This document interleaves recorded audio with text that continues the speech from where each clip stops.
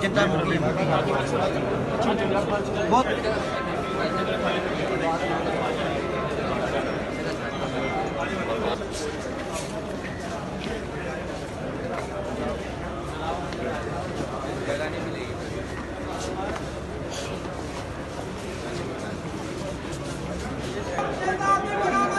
नाम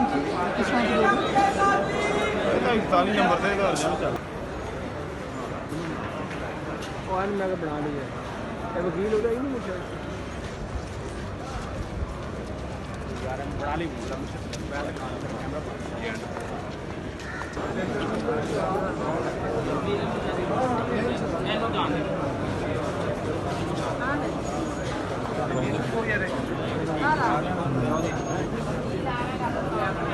चिंता